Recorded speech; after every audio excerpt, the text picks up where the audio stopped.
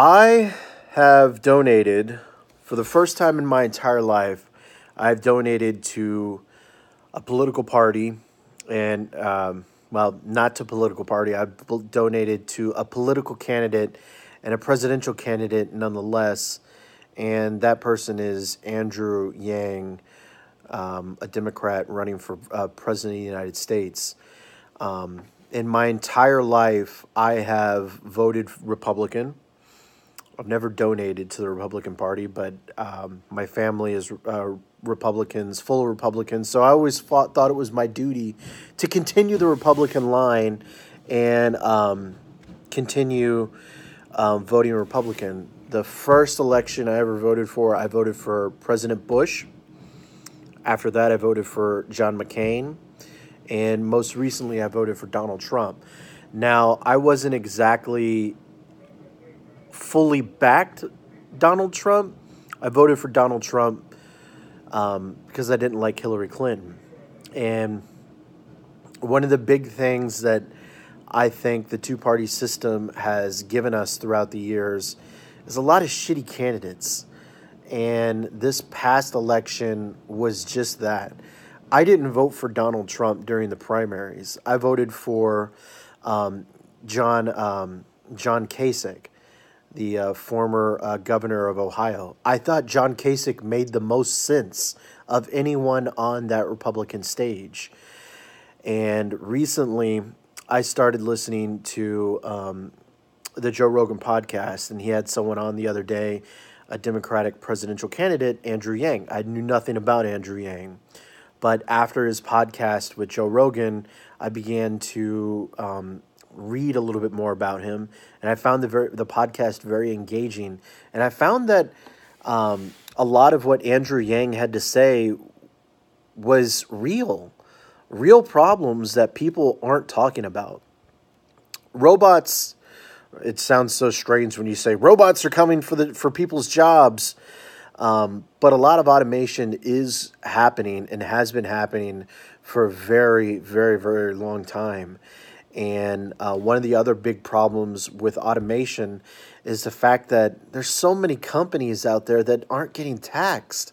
And it's insane that Amazon has an insanely low tax bill, that Apple has a low tax bill, that all these companies are able to find loopholes and get out of paying taxes in America. And one of the things that Andrew Yang is most known for, I guess, early on throughout this process, is the freedom dividend, and that's paying everyone $1,000 a month once you hit 18 years old. Everyone gets $1,000, no questions asked, and a big part of that would be paid through taxing some of these companies that do not get taxed. When you look at it and when you hear him talk about it,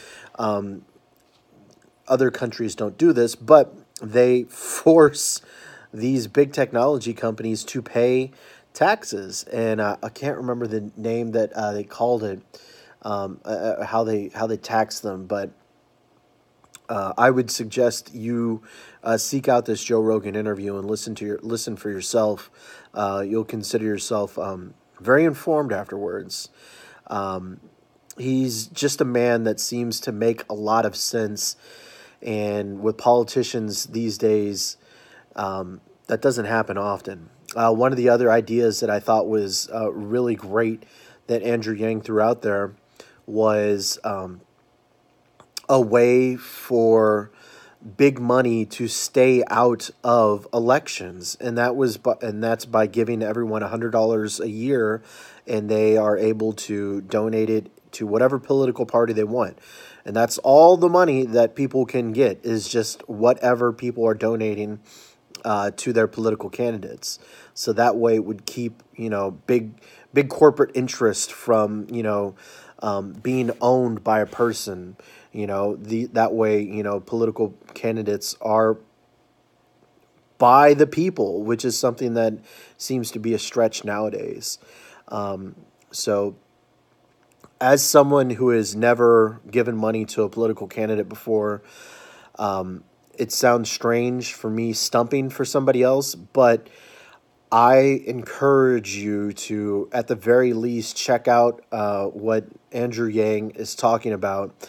And the reason I donated money to the Andrew Yang campaign is because he needs 65,000 individual donations so he's able to make the Democratic stage whenever they do their debates.